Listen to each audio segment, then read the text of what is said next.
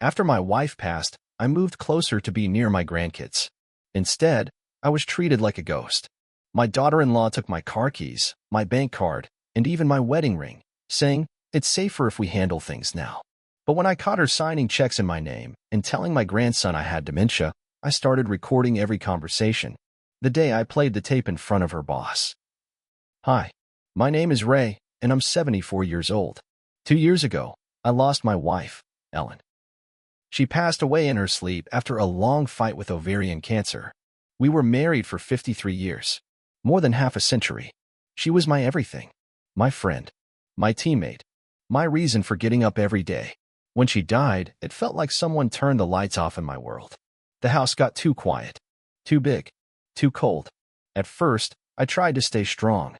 I kept fixing little things around the house just to keep my hands busy. But the silence was louder than any power drill or hammer. Meals didn't taste like anything. Music didn't sound right without her humming along in the background. After a few months, my son Kevin called. He said, "Dad, maybe it's time to move closer. The boys would love to see you more." I'd only ever seen my grandkids during holidays and special visits. Moving closer sounded like it could help me feel alive again. So I sold the house in Wichita, packed up my old truck, kept just a few things: Ellen's quilt, our photo albums, my tools.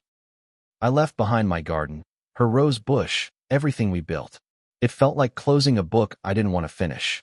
Kevin and his wife, Vanessa, helped me settle into a one-bedroom apartment in Overland Park, Kansas. They picked the place. It was clean and simple. The walls were plain, but I figured I'd hang some photos eventually. At first, things were fine. Vanessa would drop by with the kids. We'd eat together, watch a game. I taught my youngest grandson, Parker, how to hold a hammer and nail without smashing his fingers. It felt good, like I was part of something again. But that didn't last. After a month or so, the visit slowed down. Parker stopped coming by. The older boys didn't return my calls. Vanessa always had some excuse: homework, or busy with sports, or not feeling well. I tried not to push. I didn't want to be a burden. Then the first weird thing happened. Vanessa said I should give her my truck keys. "Just in case you ever get sick or fall," she said. "We need to be able to get in your vehicle quickly." I didn't like the idea, but I agreed. I trusted her. A week later, she offered to help with my banking. She said online stuff could be confusing, and she didn't want me to stress over bills. Again, I agreed. She was always smiling, always just trying to help. Then one afternoon, I realized my wallet was missing. I called her. She said, "Oh, don't worry, Ray. I brought it home so I could set up autopay for you. It's just easier if I hold on to your card from now on. Safer too." My stomach sank, but I didn't say anything. I thought maybe I was just old and paranoid. Then Ellen's wedding ring disappeared. I had it sitting in a glass dish by my bed. I used to hold it sometimes when I missed her. One day, it was just gone. I searched everywhere. I called Vanessa, thinking maybe she moved it while cleaning. She said, "I took it home for safekeeping. I didn't want you to lose it." I asked her to bring it back. She laughed and said, "Ray, we'll take care of these things now. You've done enough." That's when I started to feel like I wasn't me anymore. I was a shell, a shadow. Then came the moment everything changed. I dropped by their house one morning without calling. I had a feeling something wasn't right. The door was unlocked. I stepped in and heard Vanessa in the kitchen, talking on her phone. I stopped in the hallway. She was saying, "He has no clue." I told him he paid the same bill twice. He believed me. He forgets everything. Might as well have dementia. Then she laughed. I didn't make a sound. I just stood there, listening. Then she said something I'll never forget.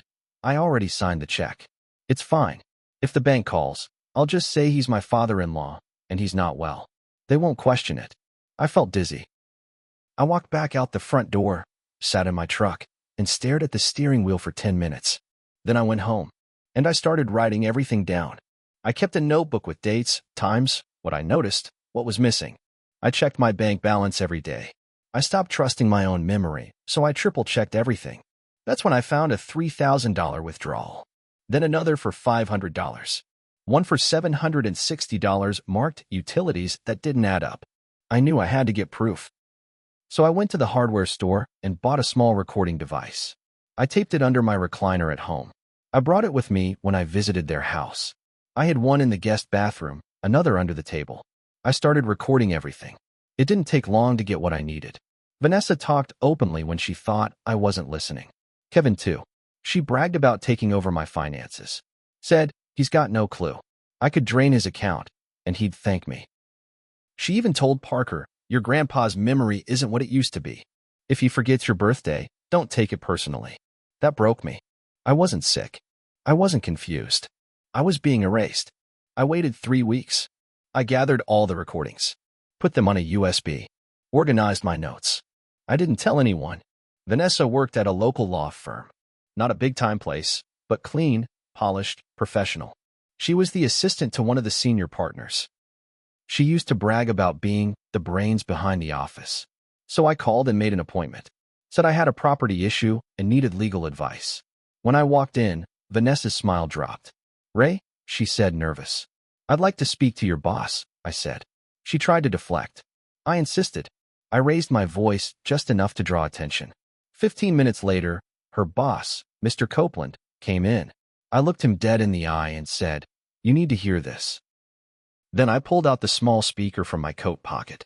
Mr. Copeland looked confused, but he stayed quiet as I pressed play. The first voice was Vanessa's. If the bank calls, I'll just say he's my father-in-law. He's old. He forgets things. They won't even question it. Then another one. I already signed the check. He didn't even notice. I could probably take another few thousand before he catches on. Then laughter. Then Kevin's voice. Just make sure it doesn't bounce. He checks his bank like once a week. I'll distract him if needed. Copeland's eyebrows raised. He leaned forward and asked, is that her voice? I nodded. He stood up and asked Vanessa to step out of the room. She tried to speak, but he cut her off. Said he needed a moment alone with me. She walked out stiff, eyes wide. When the door closed, he said, how long has this been happening? I pulled out my notebook and slid it across the table. Everything's in there. Dates, amounts, what was said, what was taken. I have 4 more recordings. I'll give them to the police if I have to. He looked through the notebook slowly. I could see his jaw tighten. After a few minutes, he closed it and looked at me. You're not confused. You're sharp. And this is serious. He stood up and left the room. I sat there for another 15 minutes until a receptionist came in and said I was free to go. Mr. Copeland will handle things internally, she said. That same night, I got a call from Kevin. He didn't sound calm. Dad, what the hell did you do? You know what I did, I said. You went to her job? You embarrassed her in front of her boss. No, Kevin. She embarrassed herself. You let her steal from me. You both did. He didn't speak for a moment. Then he said, you're blowing this out of proportion. I almost laughed. $3,000 here, $700 there, forging checks, telling people I have dementia, that's not out of proportion? She was trying to help. No, she was helping herself. Then I hung up. The next morning, I got a call from Mr. Copeland himself. She no longer works here, he said. We've also contacted the Kansas bar about the ethics concerns. We're sorry this happened to you. I thanked him, but I wasn't done. I took my notebook, the recordings, and the bank records to a lawyer of my own. Not someone fancy, just an honest guy who used to do estate cases. We filed a police report for financial abuse of an elderly person. Fraud, forgery, misuse of funds. Then I called my bank. They froze the joint access Vanessa had created. I changed all my passwords. Got a new card. I filed a formal fraud report and asked for an internal review. They found even more. She'd ordered checks in my name and had them mailed to their house.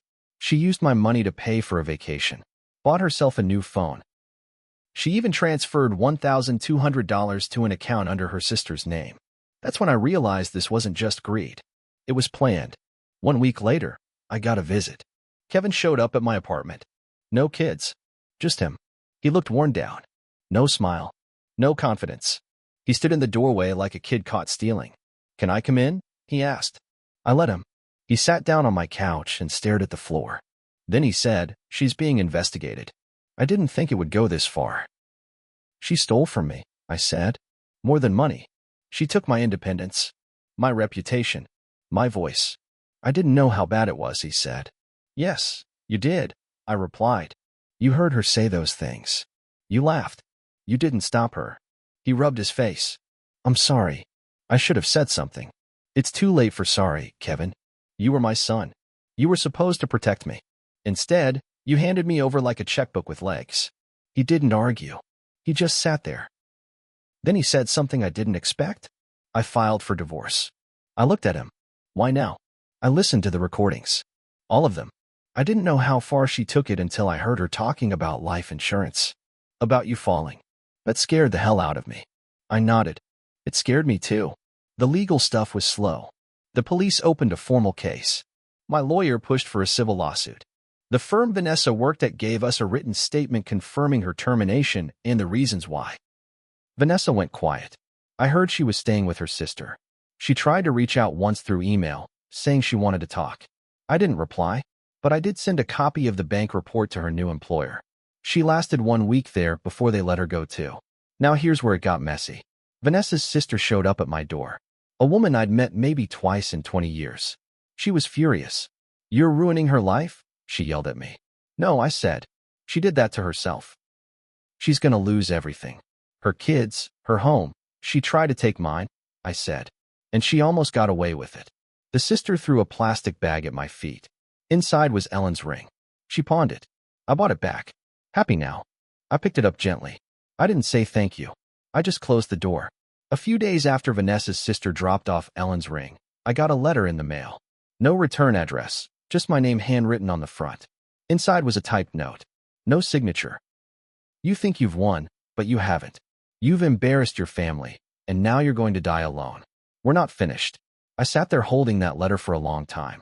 My first instinct was to throw it out, but then I remembered something my lawyer told me. Document everything. So I put it in a plastic sleeve and dropped it off at the police station. I asked for a copy of the harassment report to be added to the case. A few days later, a detective called and said the printer font matched a document found in Vanessa's former work emails. It wasn't enough to press charges for threats, but it strengthened the fraud and financial abuse case. They were building a pattern. Still, I didn't sleep well that night. The next twist came from the bank. I got a call from a fraud investigator. She said, "Mr. Hargrove, we've completed our review. We found a second savings account under your name." "I don't have a second account," I said. She paused. "It was opened 8 months ago. Online. The mailing address was changed to 7829 Elm Avenue. Do you recognize it?" That wasn't my address, but I knew it. It was Kevin and Vanessa's old rental, before they bought their current house. She continued, "Nearly $19,000 was transferred there over the past year. Small amounts each month. Always just under the amount that would trigger fraud detection." I felt sick. I thought it was just a few thousand. Now we were talking about nearly 20 grand. They froze the account immediately. Filed their own legal paperwork. I added that to my civil case. Later that week, I got a call from Parker's school. The principal said, "Mr. Hargrove, your grandson listed you as an emergency contact. He asked us to call you." "What happened?" I asked. He hesitated. He refused to go home with his mother today. He said, and I quote, "I want to stay with Grandpa because Mom lies and steals." My chest tightened. "I'm on my way," I told him. When I got there, Parker ran straight into my arms. He was crying. The principal pulled me aside and said Vanessa had shown up and made a scene in the front office. Security had to walk her off campus. I called Kevin, told him what happened. He didn't sound surprised. "She's losing control," he said. "The divorce is getting ugly. She's trying to keep the kids, but it's not going well for her." That's when I learned Vanessa had hired a new lawyer, one that specialized in elder care defense. She was trying to flip the script.